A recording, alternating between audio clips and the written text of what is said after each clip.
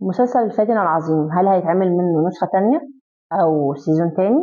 طيب ايه علاقة شانج ووك وسون يي جين بالمسلسل؟ ده اللي هنعرفه في الفيديو، فخلينا ندخل في الفيديو.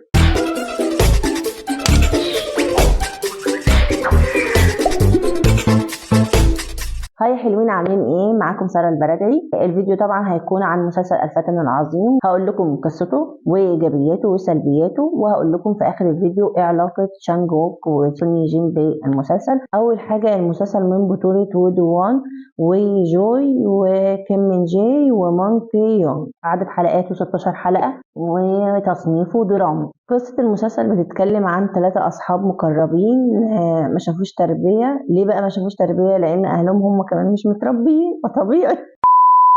لا هو بجد كده، 3 أصحاب مقربين جدا اللي هم ودوان وكيم من جي ومونك يونغ، هيتفقوا على البطلة اللي هي جوي إن البطل يلعب عليها ويخليها تحبه وتتعلق بيه، وبعد ما تتعلق بيه يقوم سايبها. طيب ليه؟ لأن البطلة التانية هتكون يعني مصاحبة واحد وكده، وفي الآخر هيهينها بطريقة ما، وهتكتشف إن الشخص ده يعني حبه الأول هي البطلة، فهي تقرر إن هي تنتقم من الشاب ده عن طريق حبه الأول اللي هي البطلة. طيب يا سارة، هل المسلسل ليه إيجابيات سلبيات؟ طبيعي، مفيش أي مسلسل بيخلو من الإيجابيات والسلبيات، فخلينا ندخل في الإيجابيات والسلبيات على طول.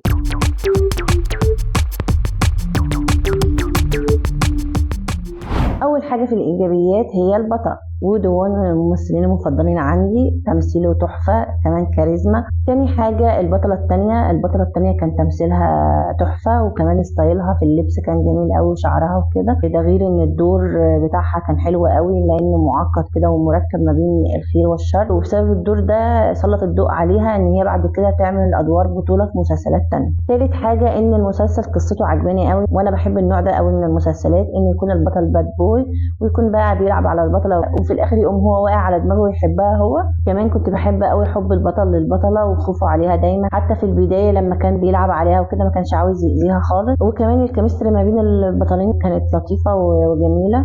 طيب السلبيات بقى، وهل المسلسل زي ما انا سمعت كتير قبل ما اتفرج على المسلسل علاقه البطلين توكسيك؟ هقول لكم دلوقتي. الاجابه بالنسبه لي لا خالص، علاقتهم ما كانتش توكسيك خالص، لان انا بشوف ان العلاقه المؤذيه هي يكون البطل بيأذي البطله او بيعنفها او بيأذيها في الكلام التعامل كده، ويكون برضو بيحبها بس برضو حابب الاذيه يعني. طبعا شفنا النوع ده والنماذج دي في مسلسلات تانية كتير، بس البطل هنا مختلف. البطل كان دايما بيحميها، دايما بيساعدها، حتى وهو بيلعب عليها في الاول ما كانش خالص بيأذيها، بيساعدها. حتى لما كانت البطلة التانية بتطلب منه حاجات يعملها يعني علشان يخليها تزعل او تتضايق او كده، ما كانش بيعملها وما كانش بيسمع كلامها. وهو اصلا في البداية ما كانش حابب ان هو يدخل في الموضوع ده، بس هتفهموا هو ليه اصلا دخل اللعبة دي من الاساس.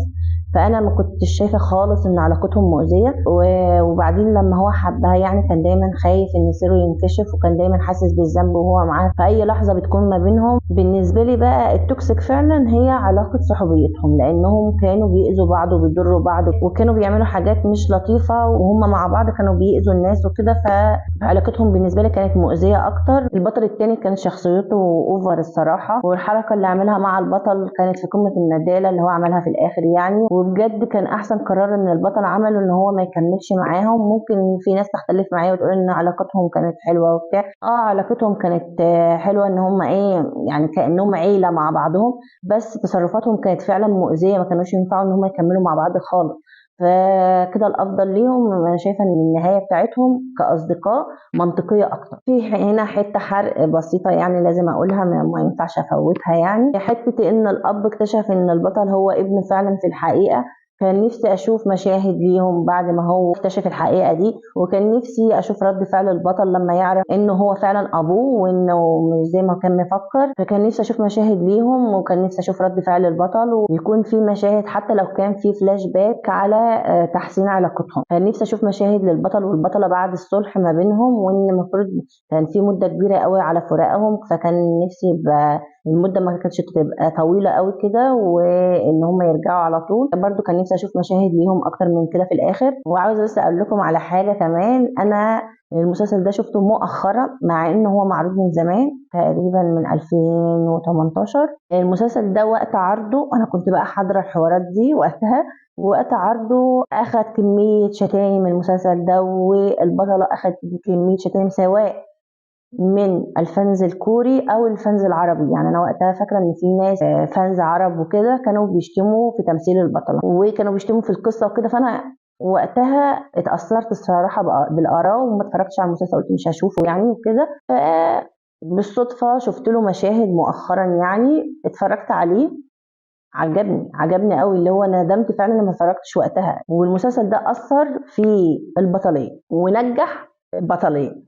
هقول لكم اول حاجه، المسلسل اثر في البطل ودوان لان ده كان اول بطوله يعملها ليه، فالمسلسل فشل، فعشان كده ما جالوش ادوار بطوله، فرجع انه يعمل بطل تاني او دور مساعد وكده. فهتلاقوه عمل مسلسل تاريخي كان هو البطل التاني او بطوله مع البطل، وعمل اللي هو مسلسله مع لين هو اللي هو الملك، يعني كان دور تالت تقريبا اللي هو كان الحارس بتاعه. فالمسلسل اثر بالسلب عليه. طيب والبطله اثر بالسلب جامد بقى، لان بعد كده عملت ادوار ما حصلش البطله الثانيه، بس بدات حاليا تحط رجليها ان هي تبدا ان هي تعمل دور بطوله وكده.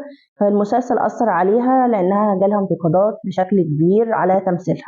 طيب نجح مين بقى؟ نجح البطلين التانيين، نجح البطلة التانية والبطل التاني. فالبطلة التانية بعد المسلسل عملت بطولات تبقى هي البطلة، والمسلسلات طبعا بتاعتها برضو أكترها نجح. وده لأنه قلت لكم إن الدور بتاعها كان مركب وباين قدراتها تمثيلية، وده ساعدها خالص في إن هي تنجح يعني. نفس الوضع في البطل التاني برضو جاله عروض بعد المسلسل في مسلسلات عمل فيها بطولات، ومسلسلات كان عامل فيها أدوار مساعدة وكانت ناجحة جدا ودوره كان ناجح جدا. فالبطلين التانيين هم اللي اكتسبوا شهرة بعد المسلسل ده، والبطلين للأسف وقعوا. بس حاليا خلاص يعني ودوان راح لمكانته الأصلية وبقى يعمل مسلسلات من بطولته، وبقت المسلسلات برضه ناجحة جدا. وجوي نفس الوضع، بدأت ان هي يعني لسه تحط رجليها يعني. وبالمناسبة ودوان تمثيله تحفة تحفة تحفة، يعني اللي يعرفوه أكيد متفقين معايا، تمثيله حلو قوي قوي. بالنسبة بقى لتقييمي للمسلسل، المسلسل تقييمي ليه 9/10، حبيته قوي. طيب بقى نرجع لسؤال بتاع أول الفيديو. هقول لكم بقى دلوقتي المسلسل ده هيتعمل منه نسخة تانية جديدة، بس المسلسل هيكون تاريخي. مع الأسف أنا ما بحبش المسلسلات التاريخية، ولكن هشوف. ليه بقى هشوفه؟ لأن المسلسل هيكون من بطولة جي تشانج ووك وسون يي جين وكمان نانا. هقول عليه ووكي علشان اسمه بالكوري فيه شين كتير وانا مش عارفه انطقه، فانا قلته بالانجلش اللي هو جي تشانج ووك، بس هو اسمه مكلكع كده بالكوري فيه شين كتير، فخلينا فوكي. هيبقى طبعا عامل دور ودوون في المسلسل، وسون يي جين هتعمل دور البطله الثانيه اللي هو الدور المركب والمعقد ده. نانا هتعمل دور جوي البطله. طبعا انتوا هتستغربوا ازاي جين هتعمل البطله الثانيه، فانا زي ما قلت لكم ان البطله الثانيه دورها اقوى من البطله الاولى. في المسلسل النهايه ان هو كان مع البطله اللي كان بيلعب عليها. في المسلسل التاريخي ما نعرفش، ممكن يغيروا في القصة في الآخر، هيخلوه مع يجين في الآخر. بس هو لو هيمشوا على نفس النظام بتاع المسلسل فهو المفروض هيبقى مع نانا في الآخر، لأن يجين هي اللي هتقول له يروح يلعب على نانا وكده. ممكن يعملوا بقى، لأن المسلسلات التاريخية نهايتها أغلبها نكد، فممكن يقوموا مموتين البطل في الآخر بقى اللي هو علشان يبقى هو يعني الباد بوي، فهو في الآخر يقوم هو اللي يموت. عموما المسلسل هيتعرض السنة دي تقريبا. نسيت أقول لكم إن المسلسل اسمه فضايح، مش عارفة بقى هيغيروا الاسم ولا لا، هو ده حاليا الاسم. بس كده اتمنى يكون الفيديو عجبكم، وما تنسوش تعملوا لايك وشير او اشتراك للقناة، واشوفكم على خير ان شاء الله في فيديو جديد. سلام.